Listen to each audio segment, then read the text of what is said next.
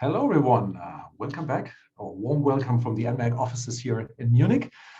We are back with the 25th episode of our Digital Traders Summit series.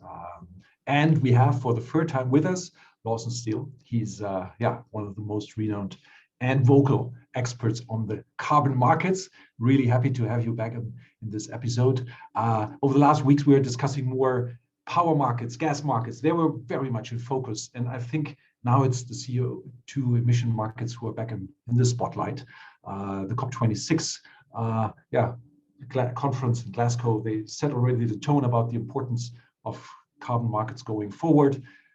Just yesterday, we had the new incoming government in Germany introducing a floor of 60 euros in carbon markets. So I think they're back in focus, and I think it's spot on, the right timing today to spend this hour all together with Lawson and hand over directly so we can have a quick presentation introducing the topic, his current view on the market, and then we are opening the discussion.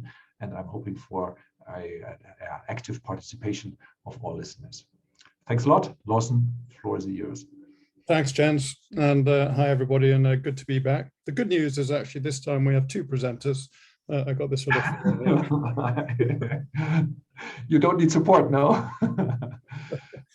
Right, let me share the right thing here. It's always difficult trying to. Here we go. Right. So just to recap where we are and what's changed and so on. The answer is probably not a lot. Buying ETS carbon permits is good to achieve your net zero targets. We can talk about voluntary carbon markets if you like later on. Obviously, you can hedge what are going to be inflationary costs. The reality is that I think every single decision will make in the future will have a carbon element attached to it. And I'm talking way down to the residential level. And of course, it can earn a pretty interesting return. I'm not going to dwell on what is the EU ETS because we covered that before. This will be in the presentation anyway if you want to have a look at it. But what I want to focus on, as always, the usual delay of slides. That's not what I want. There we go. So this is a recap of where we are. So, we are 24% short of permits this year. So in other words, on the 30th of April next year, when you come to comply for the calendar year of 2021, you will find that there is 24% shortage of permits or allowances which you need in order to comply. And then next year, it's even worse and so on. And just to recap and reinforce, what that means is that if you know that you're going to be 24% short on 30th of April next year, you will be trying to buy permits. There won't be enough to go around. And when you get to the 30th of April, you realize that the price will have gone up, of course, to 110, which is the penalty price, which is what you're trying to avoid. So you'll face the penalty of 110. So with that foreknowledge, you will push the price up to that level. And then, of course, when it's there, you will realize that you still don't have the permits. And therefore, now you face a penalty of 110, and you still have to buy the permits, which are now trading also at 110 for delivery the following year. So actually, your opportunity cost is 220, right, the penalty price, and of course, the cost of the permits. So with that foreknowledge, you will try and you try and buy the permits. The price will continue to go up to 220. And when it gets to 220, you then realize that actually, I still haven't bought them. There's still a under supply, and now I have a penalty price of 110, and they're trading at 220. So I've got to buy those. So my opportunity cost is 330. So that 110, 220, 330, 440, 450 to infinity. That wouldn't be a problem if the following year you had a oversupply, but the reality is that you have another deficit, which is even worse. It's 35%, and what's more, you're still trying to buy the 24%, which you did not deliver for 2021 in 2022. So the cumulative actually is 59%. And it gets worse and worse and worse and worse, breaking through 100% in 2024, which is kind of weird because that means that you cannot buy any permits to cover your demand. Now you might say, well, yeah, but hang on a minute, you've got that float of permits, what I call the permits in your pocket or on your balance sheet, which are the permits or allowances which have been issued in the past, either by auction or for free or via the EU, but have not yet been utilized to comply. So it's the float of permits. The problem is that that is true that you did have a surplus over the last decade or so, but it's no longer true. And the reason is that you have to adjust that float of permits, what they call the TNAC, total number of allowances in circulation, by, you start with 1,400 million or so, this is for 2022. You then need to take out aviation, which have already removed 230 from that number. You've got utilities who are hedging 800 to 900 million to satisfy or comply with the long-term contracts they're giving customers. You've got industry who've got another 190 million. That number's probably going to go up big time. And to a lesser extent, you've got aviation with traffic volumes recovering, and the new kid on the block, maritime, who come in 2024, but they are already beginning to hedge that position ahead of time. So by the time you do that whole calculation, you're down from 1,400 million to 136. But of course, the trading deficit is actually 188. So you're not able to cover that trading deficit. You're able to cover some of it. You're left with 53 million, but you've forgotten one thing, which is financial investors also have permits. So all in all, you end up with a deficit. And that's important because a lot of people say, oh, there's a TNAC, there's a surplus. There isn't. And it's when you take the combination of those two that you've got the multi-year deficit and you've got a liquidity deficit, which means that the price has to go up quite a lot. So I've just updated the price. So this is nice and fresh, 73 euros. As a reminder, I turned bullish back in January 2018 when it's down at 8. We hit my 65 target in Q3 about 3 or 4 days before the end of the quarter when it went to 66. And what I expect is that this is going to continue going up. I've got 110 for Q4. Will that be achieved? It seems a bit high at the moment, but I'm very confident of this number by the end of April next year. So the question is, it's going to go to 110 at the very least. I think it's going to blow through that significantly, but it's a question of how early that begins to be anticipated, of course. Now, just to refresh what I'm saying here, is I'm saying the price goes up. You've got this kind of tabletop here. There's a reset, and then off we go again. Now the question is, what should that price be? Well, first of all, let's explain why you got the tabletop.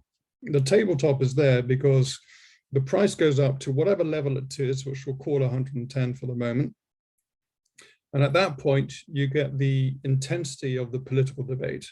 It's a political debate we've had since 2005, arguably since Kyoto in 1997, the usual one, aren't we going to shoot industry in the foot kind of thing. You need to get that intensity of that debate at that point, whatever that price is, 110 for the moment. You need it there to be there for a quarter to realize it's not a one-off. Then there's the long political process.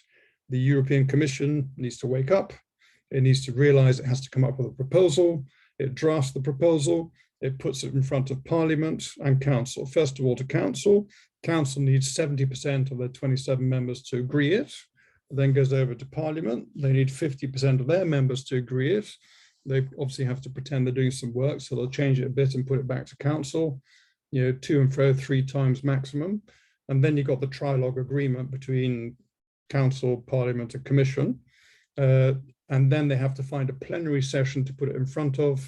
Then it gets voted, enacted, and rolled out.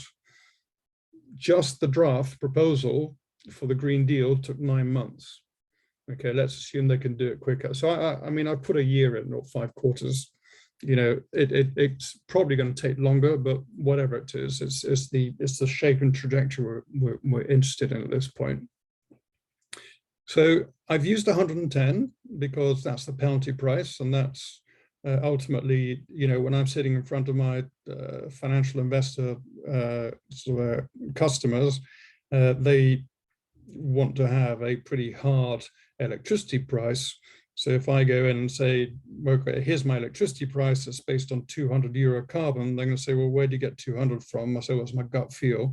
I'll get shown out that door, being working from home. So I need to put in something hard and fast, which you can't argue against, which is the penalty price. But in reality, I think we blow through that. So the key really is to understand that 110 and what could it be? And I've approached this from three different angles: politically, corporate, and Berenberg.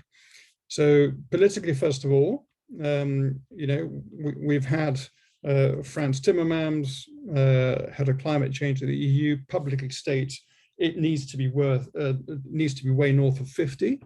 At the time, I'd been hearing that MEPs understood that the carbon price needed to be 2 to 3 times where it was at 50. So, you do call that 100 to 150, call it what you like. Then, of course, yesterday, or was it the day before, Wednesday, yesterday, we get the German coalition coming out and saying one of our agreements which we reached is that the carbon price has to be de minimis 60 euros in Germany, which is kind of interesting, because then I just realized that that's equivalent to about 300 euros. Why? Because 60 euros is for all players, but of course free allowances today are about 80%. So if you convert that to the equivalent price for 100%, is 300 euros. Anyway, that's just a bit of a sort of a playing with numbers stuff. But that's kind of interesting. Even though that might just apply to Germany, I think it's kind of a watershed. There's a number of watershed moments, but it is an important moment, because that's the first time, or maybe the second, I suppose Frans Timmermans was the first, but at last we're seeing politicians saying, okay, we get it, we've got to save the planet, and therefore 60 euros, boom.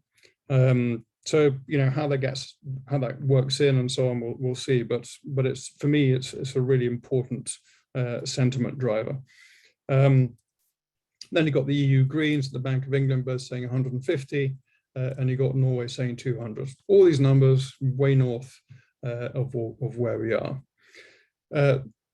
From a corporate point of view, we got one of the most efficient chemical companies in Europe, BASF, saying at the Capital Markets Day that they need to see carbon at 140 before it's financially worthwhile for them to reduce their emissions, which means that really they want to see the carbon price above 140 and consistently so. You've got cement companies saying 120, you've got BP and Volvo saying 100, you've got Swiss Re talking about 200, and then you've got some of the shipping companies saying as much as 150. So again, way north of where we are. And then the final thing I did, which I think I might have talked about last time, but it's worth rehashing. At the end of March, I asked the 150 analysts we have at Berenberg with the 900 companies which we cover, what happens to your earnings per share next year if carbon goes to 110? And astonishingly, less than 3% of companies were significantly impacted, just 26.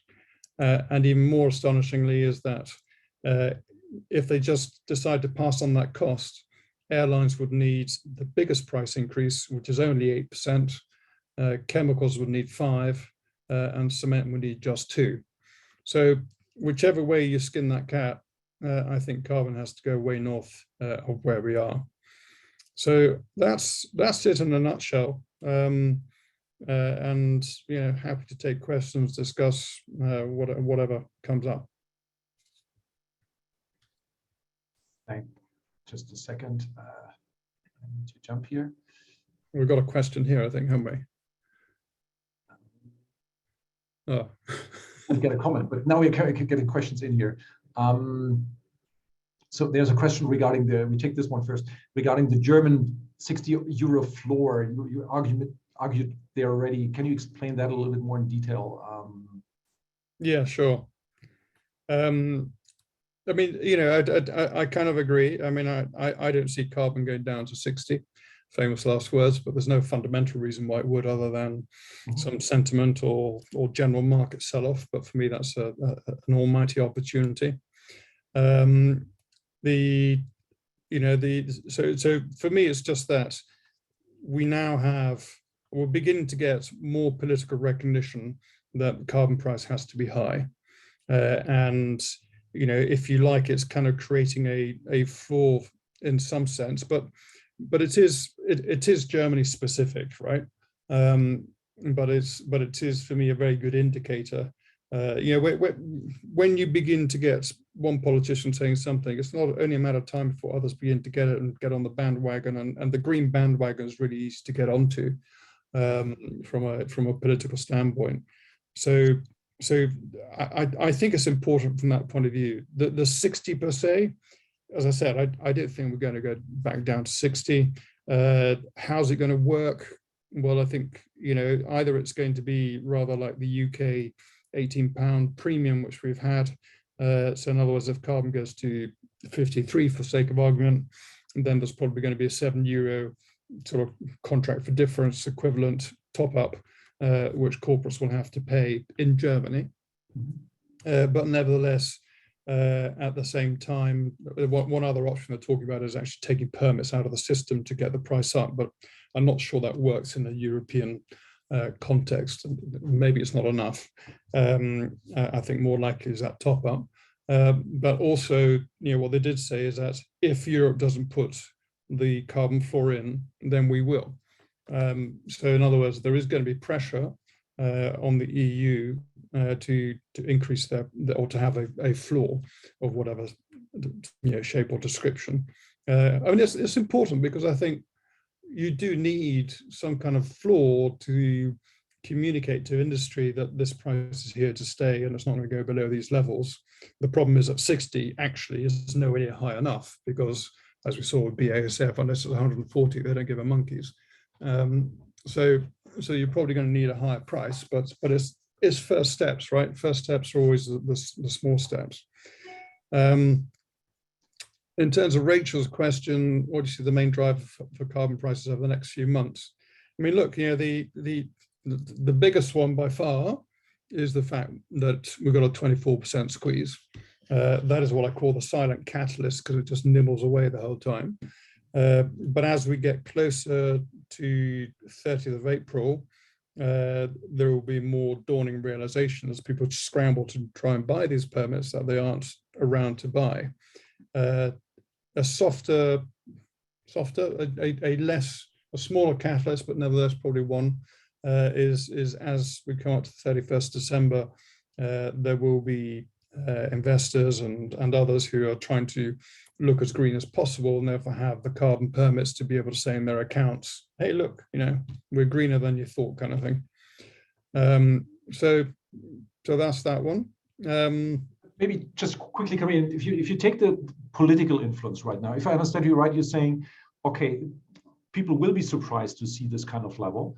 Somehow, if there is at least a few parties who are supporting this range of prices, and it just starts to hurt or inflict pain on a few companies in this area. It's not having a massive effect on many industries. So what you expect is not a hectic or overly, let's say, exaggerated reaction from the political sphere, but more kind of okay, we show action, but we are not really pushing the prices down. Is that how I read it right? And maybe a last question, there's as well a discussion around using this money from the ETS to compensate for rising energy prices in power or in gas. Is that a factor as well? That they see it as an inflow of cash, the governments? Yeah. So I'm a bloke, and therefore I find it difficult to focus on two things at once. So I'm going to answer the last one first. Oh, no, let's do the first one. So, you know, I mean, let's not forget the whole purpose of this is to reduce emissions, and without pain, companies don't respond. Yes. So, you know, you've got to have pain, right? And yes, that's politically difficult. But what Germany is saying with this is that, the most important thing is to save the planet. Because if you don't have a planet, you can scream and whinge all you like about whatever the impact on your cost structure is, but you won't have a factory in the first place, so it's irrelevant. So that's that. On the carbon revenues, well, it's kind of interesting, isn't it? Because well, first of all, I managed to piss off an MP. I got really cheesed off on Twitter when some MP tweeted saying, right, high energy costs, we must put a lid on carbon. And I replied in an uppercase, get your facts right. This is just idiocy. The reason for high energy prices is 90% due to the gas price, and the rest is carbon. So then I got a call from my Greek sales guy saying, are you calling the Greek Prime Minister an idiot? So I didn't realize it was him, but it pissed me off because so many people seem to be, I don't know, it's just shooting from the hip, not knowing what they're talking about. There will come a time, obviously, when the gas price comes off and the carbon price goes up, where you can start blaming carbon. But what was particularly interesting, I thought, was the way that Spain reacted. Yes, they got together with Greece and Poland and Czech and sort of complained to the EU about high carbon prices and speculators and so on, which got shot down, which is good. But at the same time, what they'd said is that in order to combat these high energy prices, we will reduce some consumer taxes and utilize the revenues from carbon, which ultimately then the EU came out with a toolbox, and that kind of said that too. So given that the high energy prices were driven by high gas prices, thank God they had carbon revenues to help assuage that impact, right? In terms of the utilization of the revenues, I mean, within the EU ETS, you've got these two funds, the Innovation and the Modernization Fund, which kind of do what they say on the tin. The Innovation Fund, you apply for subsidies, and if you get it right, you can innovate, kind of thing. And the Modernization Fund is for 10 or so of the Eastern European countries to help them modernize their industrial practices. So those funds are dedicated to them. So there is a nice, not only that, which helps them, but also don't forget that their utilities are still getting a huge amount of free allocation, unlike the rest of utilities, which get zero. Mm-hmm. And then on top of that, in terms of the actual funds which the countries receive, they are talking about a de minimis 50% of those funds which needs to be utilized for climate-related projects. That to me is a bit wishy-washy. I've heard that actually about 75% of funds are being utilized for climate-related projects. But if I'm a government and I've already allocated so much of my budget to a climate project, and all of a sudden I get revenues from the EU saying you've got to utilize it for the climate project, then I can say, oh well, I'll use it for that project and I'll release those funds to spend on something else. So whatever. But the money is there anyway. Yes. Absolutely. There's one question I would like to pick up, and we happily get a lot here. You have shown basically the volumes captured by different kind of sectors like utilities, etc. And then overall you say there's a missing 25%. Why is that there's not more hedging happening right now?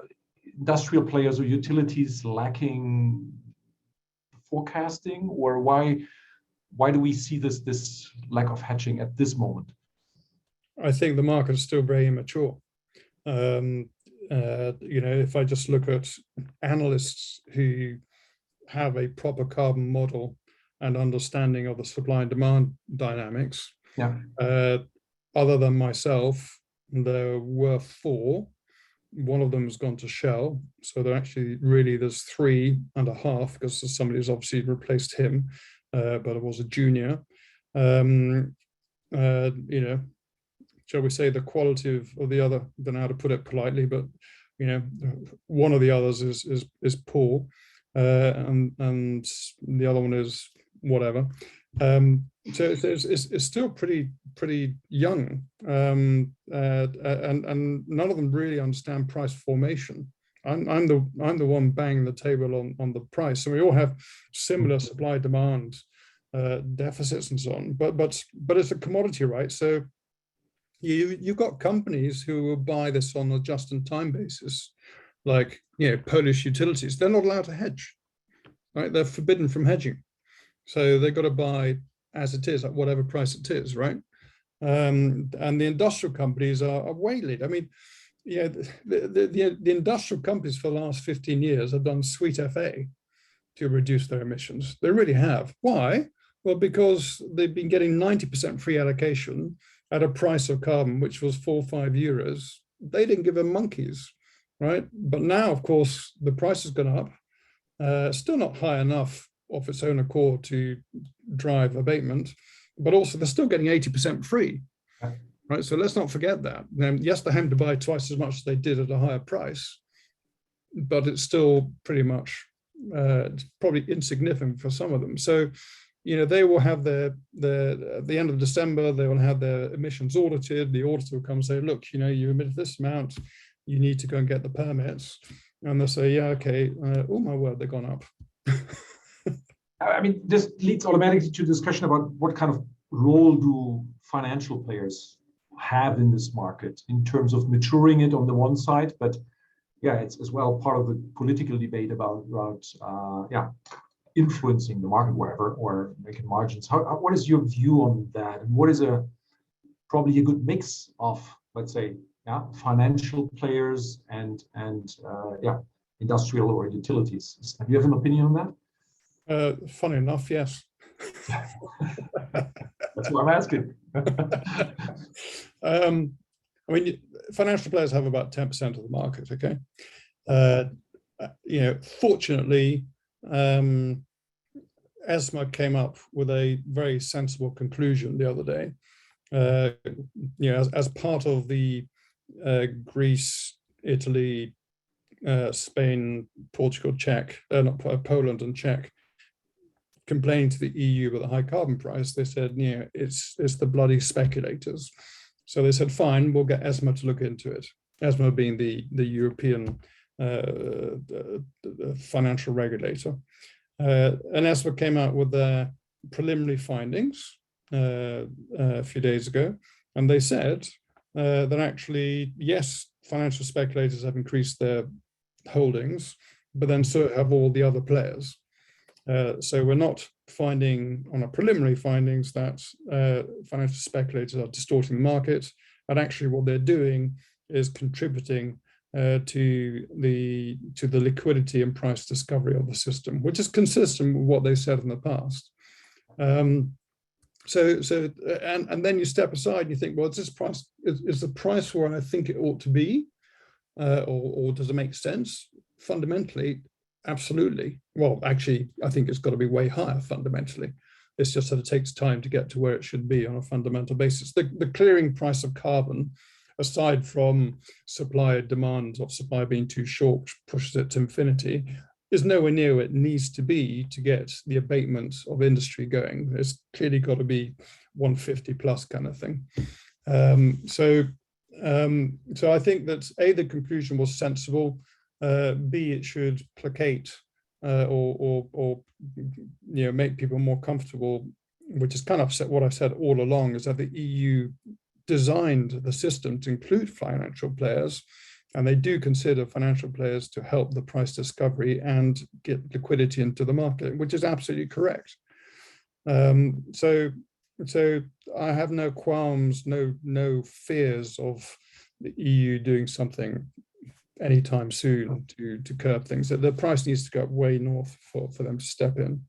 But it's fair to say as well that at that level of the market where we are right now in majority, it is a potentially very profitable investment being active in the carbon markets for these financial players like hedge funds, etc. No?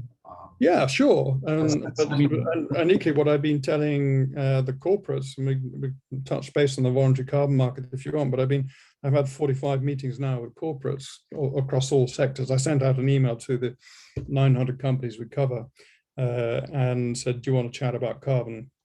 Berenberg doesn't have a trading position. They don't have a trading book or deal in carbon, bizarrely. So it's purely a goodwill gesture from Berenberg to our corporates we cover. Do you want to have a chat about carbon? And they just are not aware of the EU ETS market. Actually, they think that in order to achieve the net zero, the residual balance, they cover with voluntary carbon offsets. And by the time we finish the conversation, they realize that actually EU ETS is probably a better vehicle for them to cover that. And they weren't aware of it. So I think there will be an additional demand coming from that. Do you see carbon developing as an asset class, that it's part of, let's say, every bigger portfolio as well as an asset class? A little bit the development we've seen maybe in oil in the early 80s, where oil became part of the portfolios of the large asset managers, private portfolios as well. Is this something you see happening now? First ETFs appearing, etc.? Absolutely. Absolutely. I mean, as I said at the start, every single decision we make in the future will include a thought on carbon. And it is an asset class in itself. It's not an equity, clearly. It's not fixed income. Is it a commodity? I think it actually does rank as a different asset class, but the acceptance is slowly growing on that, I think. But yeah, I mean, for all these, even for pension funds who are trying to align themselves with their 2030 goals or the net zero goals, or just the ESG credentials, whatever it is, this is a way for those pension funds to reduce their carbon footprint, right? And that's really important. So I think there is going to be, it takes time because these guys move slowly and they've got their mandates and they've got to change their mandates. But not the hedge funds are a bit more sort of flexible, but certainly the long only guys are stuck in their ways, but it's changing. There's a lot of pressure. There's a lot of pressure on corporates from financial investors to saying, set your net zero targets, because otherwise I'm not going to put money into your share price. And the pressure on the pension funds and the financial investors is coming from the ultimate investors, be it you and me or whoever it is with our pension funds, saying, actually, I'd rather you're a bit more green. So there is a cascade. I mean, thank God, because COP26 was a complete disaster. I tend to agree with what you're saying, but I mean, overall, we talk about many companies have to talk and face the risks with global warming and other induced risks facing their business in the long term. But then on the other side, you have a carbon market which is highly volatile and offers, let's say, a hedging for the next 3 years. How can we get these two perspectives together? I mean, there are long-term risks, but they will not be probably faced next year. Yeah? Well, you can hedge as far forward as you like. All you got to do is buy carbon permits for as many years as you want to cover right now. This second, boom, you can be net zero compliant. Well, you can't be net zero compliant because you have to, net zero requires you to reduce your emissions as much as possible. Actually, I've got a little chart here somewhere. Let's see if I got this chart for you. Volatility, I mean, liquidity in these long-term markets is very low, isn't it? Or do you see this developing because of these different perspectives, or? Well, you don't need that. You don't forget a carbon permit has an indefinite life, right? So you can buy those permits right now. So this is one of the charts I've been putting forward to corporates, right? So you set your net zero path. So by 2030, 2040, 2050, whatever you're brave enough to do, by whatever reduction, 90% in this case, but whatever it is. And the idea is that you then cover your residual emissions, either emissions below which you cannot go, with carbon offsets or EU ETS. EU ETS, I think, is better. We can discuss that. Yeah. So that's what we can do. But if you present that to investors today and say, that's what I'm going to do, and this is where it's going to be, they're not going to give you very much upside to your share price, because they say, well, yeah, fine, but this is very long, and when you get there, we'll reward you. But what you could do is to cover your offset your residual emissions today, and what's more, be carbon neutral on your way to that net zero. So if you bought those carbon permits to offset the whole of that, you would get a much better reaction to your share price, right? So that's kind of what I'm saying. So you can take your time if you want, and yeah, sure, the balance sheet considerations, but I can tell you one thing: the longer you wait to cover this, the more expensive it's going to be. So you could buy the whole of these emissions, say for the next 10 years. You could buy the carbon permits for that today and have completely covered that. Now there's another option too, which is my third option here, which is buy twice as many as you need. And when the price doubles, sell half, you covered your costs and you got your net zero and net zero cost. I get it. What was the action of your clients you talked to? It stuns them. They hadn't realized that. So where corporates are is they're thinking about setting the net zero targets.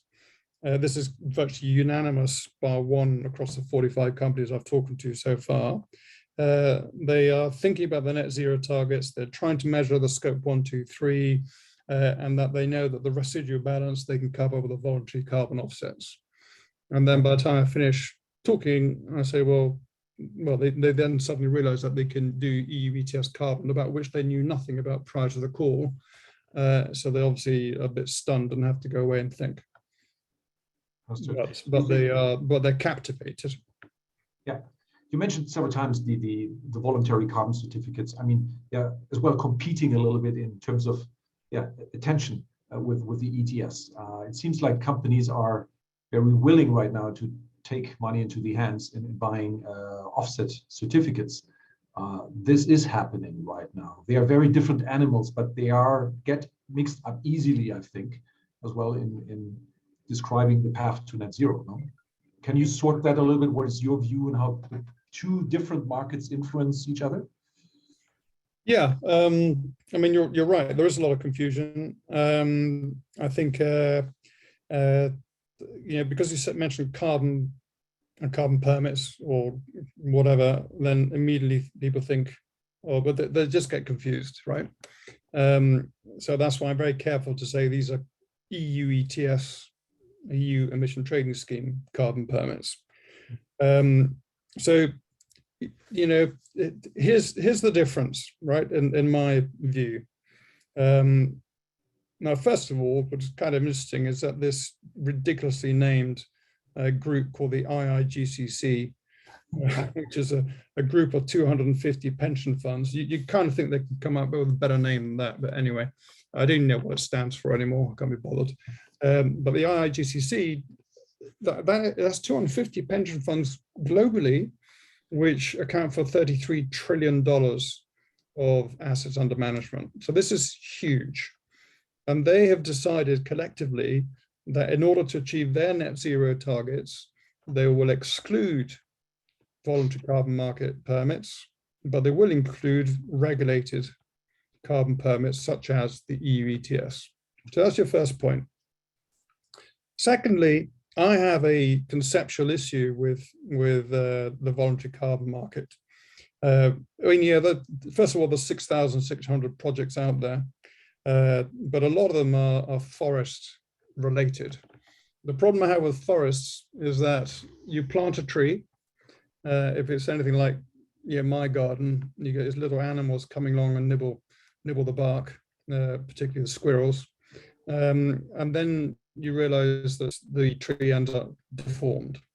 So let's assume that they don't manage to do that.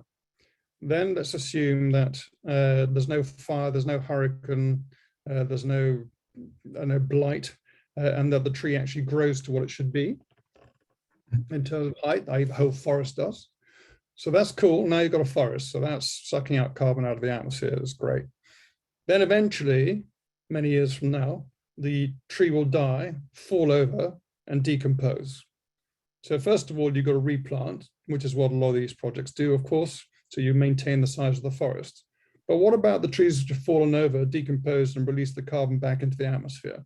You need to keep on increasing the size of that forest to infinity, right? To cut that. So for me, it really falls down on that one issue, which is pretty enormous. But you look at the market; it's unregulated, right? as I said, with 6,600 projects already, is very opaque because each project has to be delved into in detail. And on top of that, you need to then measure it. They often fall down on the ES and G elements. They underestimate the E and the S bit. Difficult to verify and years for the project to mature. Contrast that with the EU ETS. It's fully regulated. It's very high visibility. It's fully ESG compliant.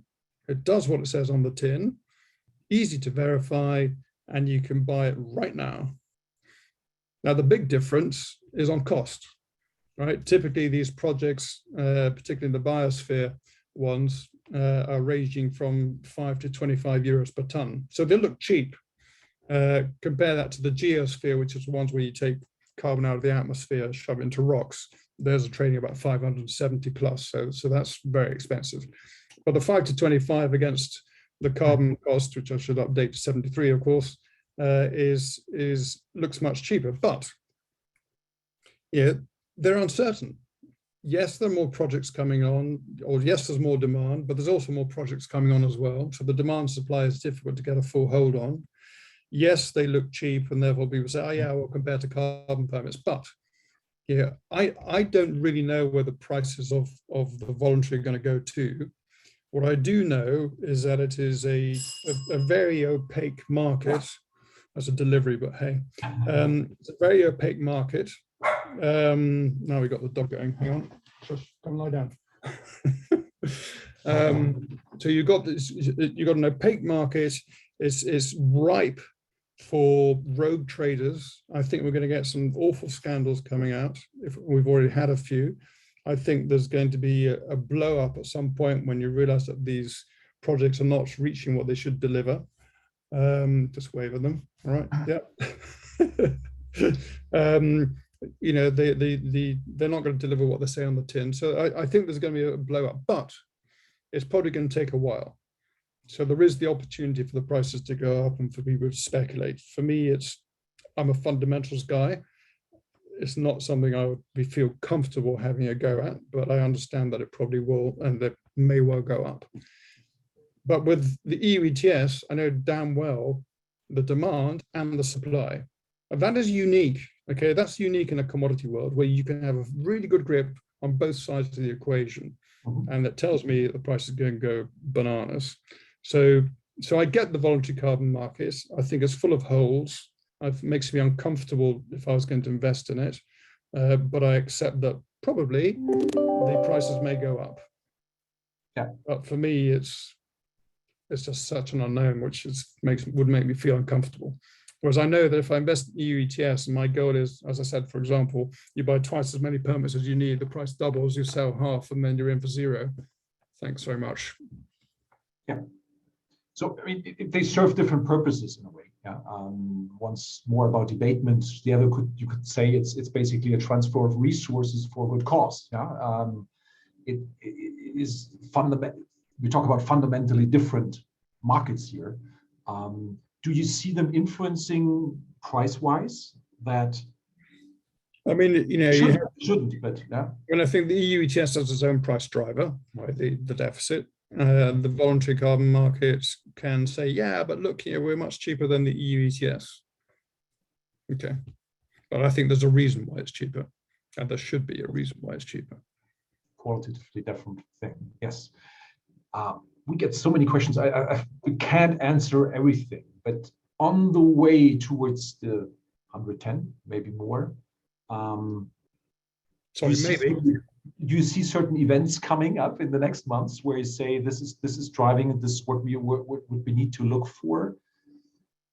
I mean, the biggest events are, as I said, you know, people wanting to look good on their 31st December accounts, 30th of April compliance. In September is the annual MSR reset, so the reduction in supply. So you've got those two big catalysts during the year, every 6 months kind of thing. And in between, you know, a dawning realization as people begin to understand and having to comply. And then on top of that, you are at some point going to get much more demand coming into the system from, be it financial investors who need to net zero, from industrial companies who are thinking about net zero, not just simply complying, and retail, I guess, at some point as well. Yeah. So those are continual elements as opposed to date specific. Yeah. The date specific are those three: 31st December, 30th of April, and September. Looking a little bit beyond Europe, ETS is not the only scheme. We have California. Sure. China goes in this direction right now. Do you have a global perspective on that? Will there be, as an asset class, competing systems in terms of efficacy and as well price development, where you see it more merging over in the long term? I don't see a global price. I mean, Christ, we don't even have it in Europe, and we don't even have it within the EU ETS system either. We're talking about creating new ETS systems for transport and buildings, right? So I just don't see it, because I think, if you just think about those alone, let's say that the carbon abatement price at which I would change my driving habits, maybe I'm not a very good example because I'm a bit of a terror on the road. But nevertheless, you see what I mean. I think to change your driving habits, you need a price of fuel, which may need, given that, if you think about the fuel price, you've got so much taxes in that, right? So the price is, the fuel cost is what, 20% or 30%, and the rest is taxes, right? I haven't done these numbers, but I wouldn't be surprised if the carbon abatement price for getting people to change their consumer behavior for fuel is 600, 700, 800 euros, right? Whatever it is, it's way, way north of what is required for a chemical company to abate or whatever. So I think if you then put, that carbon price for everybody, I think it's difficult. But I think the carbon border adjustment mechanism is interesting, because when that kicks in 2024, that's going to say to anybody who wants to export into the EU, you need to pay a carbon cost to put everybody on the same playing field. And the response so far from countries is not, you must be joking. It's actually saying, okay, what can we do to make sure this is not onerous on our companies exporting into the EU? And the answer is create your own emission trading scheme.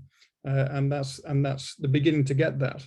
So it's kind of interesting. The CBAM is actually Europe leading, making sure that it's fair competition, but it is in itself almost a catalyst for other countries to start doing something.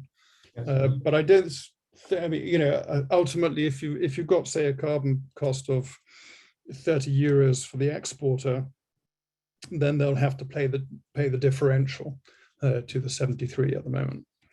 Yeah, but in terms of as an asset class market, would you invest in China right now, or do you invest in China right now? You see the same developments, or is it not yet that mature? China is a lot of noise, but no substance. There's no liquidity there. Today it's just power, and the power getting 100% free allocations. Right, to nothing. I mean, it will grow, but yeah, I mean, you've got California's, you're seeing the allowances go up there. Reggie and the East Coast, you've got New Zealand, you've got UK, you've got Switzerland, all those markets, but they are completely dwarfed by the EU ETS today. Yeah, it's a good start. And we get a question here regarding as well the climate club which the German coalition introduced of companies pursuing climate neutrality in a way. Is this a force as well for the development of these markets on a global scale, or what will drive further new markets to rise? Is it just political, or is it as well industry which will call in these kind of efficient market schemes? I think I think it's politics which is going to drive it. I guess, I mean, why would companies, or some companies might, but in general, why would industry ask for a carbon price to be put in. There'll be those companies who think it's a competitive advantage and they'll be pushing for it. But overall, I don't see that happening. So I think it's going to be politically driven. I mean, if I have a supply chain where production on a worldwide scale, global scale, I'm Volkswagen having a production as well in China, I may have a view on buying permits where I create the emissions as well, and looking at my global value chains in a way. So having there some reliable markets where I can plan and hedge, and could be of an advantage, you know. Yeah, it could be. Sure. All right. Good. Thanks a lot. We come to an end already. I have really this time to apologize. We had so many questions that I had a hard time following all that. So probably we have just answered a small fraction of it. Well, I mean, look, you know, I can be reached on LinkedIn, so you can exactly. You know, kick in. And I can say that it's always worthwhile following you there. And I invite as well to follow enmacc, but it's always good news and it's super interesting to see how you comment on the market. Definitely we'll follow up as well in this setting. If I get you right, probably April next year would be a good time. Yeah. So let's plan that already for all of us. And thanks again for your insights. Very interesting and entertaining sometimes as well. I appreciate that and hope to see you soon. And all of our participants as well for our next session, which we are planning. It's not yet set in stone, but please follow us on LinkedIn or on our email newsletter and you will be informed. Thanks a lot, everyone. Have a good day. Well, great. My pleasure. All right. Take care.